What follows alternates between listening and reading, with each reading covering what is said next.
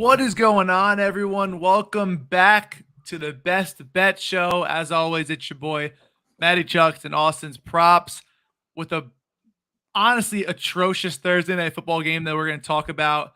But we have to talk about it. It is the game that's presented to us. Austin, how have you been? How's your week going? Hope all is well. What's up? Chucky, my man, it's good to see you. We get NFL. We're excited for it, even if it's kind of a gross game.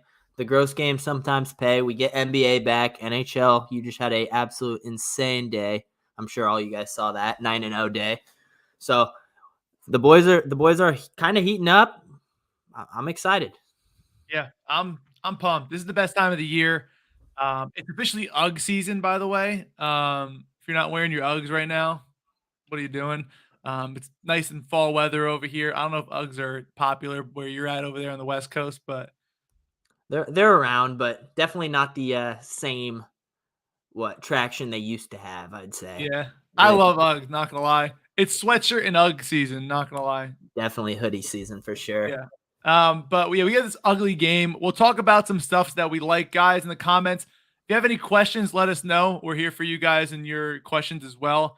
I did play Baker Mayfield interception today. If you guys have not seen, I think Baker is gonna, he risks it for the biscuit, right? Baker Mayfield is, he's good, he's bad, whatever you think of him, he's gonna throw the rock. Him and Matt Stafford are kind of like the same quarterback to me, where they love to risk it. They'll throw some picks, they'll make some great plays, but they're gonna take that shot. And I think they're gonna burn Evans. I think Evans is going to burn some guys, but I think he's going to throw a couple picks. Hopefully two, make a nice no sweat for us. But as far as that goes, I like Mike Evans yards. I like Baker pick. What do you like? Anything else or agree with anything on the Bucs side of things? Yeah, I mean, I think the Baker, I always, when I'm playing interception props, I try to obviously target high pass attempt lines. Baker's at 33.5 pass attempts, minus 120, favored slightly over. Gonna be slinging the rock. They're 9-point dogs, so you think they're trailing early. More pass attempts, obviously upside. He could throw a pick that kind of puts them behind right away too, which happened with Kirk Cousins on Monday Night Football. That was great. You and I both had that, so I like that one. I'm playing Mike Evans as well as an official play. I'm playing his receiving yards at 57.5. There's just so many ways it can go over, and with him averaging over 15 yards per catch, I lean that over his reception line at 4.5, just because obviously 57.5, 4 catches puts you over.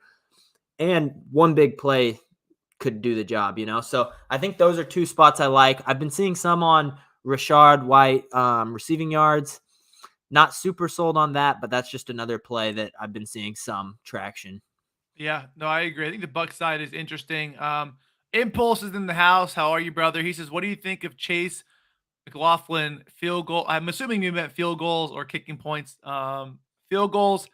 Listen, he's gone over every week besides one, and I'm gonna tell you why I personally stayed off it, but I do like it. I ended up playing Tyler Bass instead, only because I think the game script favors the Bills. Chase McLaughlin, he's gone over every week besides one, and that 1 week was the only time they were down by more than 2 touchdowns. The final score, they lost 25-11, and against the Eagles, and it was just brutal from the start. They scored their first touchdown in the last quarter. They were down, I think, 22-3 at one point, so he didn't get it.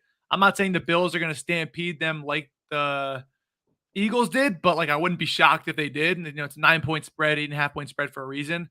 But I do think if it's fairly close, if you think the game's going to be closer than it is, then I think he's a shoo-in to get his field goals. That's personally my opinion. I just don't know yet, and I'll take Bass with hopefully some short chip shots. I know Austin's got kicker props. Kickers are tough. I think this Bills game is interesting just because of how inconsistent they've been. There's games where they look like Super Bowl contenders, and then there's games where they just look terrible. And it's different because the Niners, the Eagles, everyone's had a bad game where they drop one, but overall they've consistently shown they're pretty. This Bills team is all over the place, really all over the place. So for me, it's I think they're going to come out here and beat the beat the brakes out of Tampa, but I genuinely don't know, and if this game stays close, who knows what could happen. Yeah, I wish we had more like firm plays for you guys. I really do. Over under 43.5 to me, it's like right in that sweet spot. I think I lean the over, but these Thursday night games, you really never know. Also going back to your point on the kickers, 5 and 6 to the over. Thursday footballs are kickers are 10 out of 14 to the season for field goals over 1.5. One kicker has gone over each week, and that was to add on to that analysis. That was the winner. The winner went over every week, besides last week where Wow. McManus only kicked one, and that's because Christian Kirk had that little slant route where he took to the crib, where Right. they probably would have settled for another one. Um, but yeah, as far as the sides go, you almost have to play the Bucs plus 9.5. Listen, Keenan Barr, I don't know who you are, but Bucs plus 9.5 and Rashad White at TD is a lock. I think we got a Bucs fan in the house. I'm not sure. Yeah, White scares me just because the Bills have only allowed 2 rushing touchdowns all season. So like that one scares me a little bit, but I mean, I guess Bucks plus 9.5 you could play, like, if I had to pick a side. I think this Bills team is just better. Like I feel like they're better than they've shown, but maybe they are what they have shown. Yeah, I mean that weird awkward game with the Giants 14-9. The Bills have lost 2 of the last 3 games after stampeding the Raiders, Commanders, and Dolphins. Yeah, that's the Dolphins win was kind of like, oh shoot, this is what the Bills are. And then they dropped 2 games. I'm pulling up their schedule right now, but Yeah, they lost 25-20 to the Jaguars. They beat the Giants when they probably should have lost, and they lost to the Patriots. Their defense looks a little terrible. They didn't give up 25. They didn't give up more than 20 points to any other teams up until the Jaguars and Patriots 2 of the last 3 weeks. That could be because White's out. The corners look a little more exposed. If you're gonna look at anything, I'm probably thinking a wide receiver. But White, I think, is gonna be it's hit or miss. I can see it going right. both ways, but I don't lean aside particularly. Well, and another thing to note. So like I was at that Bills Jaguars game in London. They got in Friday night, which obviously I flew in from the West Coast. They're on the East Coast, a little different, but it's a long flight. They took the late one. Like they came out a little flat. They looked great that final fourth quarter, but they were getting smoked by the Jags the whole game. And then you get back the next Sunday, you take on the Giants, and they just looked super flat. So I don't know if the travel had something to do with that. I mean, it's just interesting. They had probably their 2 weirdest games in that stretch. So then the Patriots loss was just really bad. So I don't know. I'm kind of all over the place, but Yeah, it's it's an a tough interesting game. game for sure. It kind of sucks. Like I wouldn't be shocked if the Bills absolutely just trounced the Bucks, but I also wouldn't be shocked if it was like that Giants game, like 14-9, and just like an ugly, disgusting game. This guy said thoughts on Kincaid props. I love Kincaid. The 3.5 line receptions is super juiced. So if you can get 4.5 and do like a sprinkle on 4.5 at plus money, I think you have some good value there. As far as that goes, I hate the Bills in the way they run their offense. Gabe Davis can go crazy. Stephon Diggs is probably the most targeted guy, obviously. But, I hate playing James Cook. Josh Allen can use his legs. Like, there's so many ways this team can beat you. And it's tough to predict which one's going to be. But I think Kincaid is the safest guy. If you want to add his 3.5 receptions and like a parlay, I think that's probably the safest bet, in my opinion. What are your thoughts, Austin? I agree.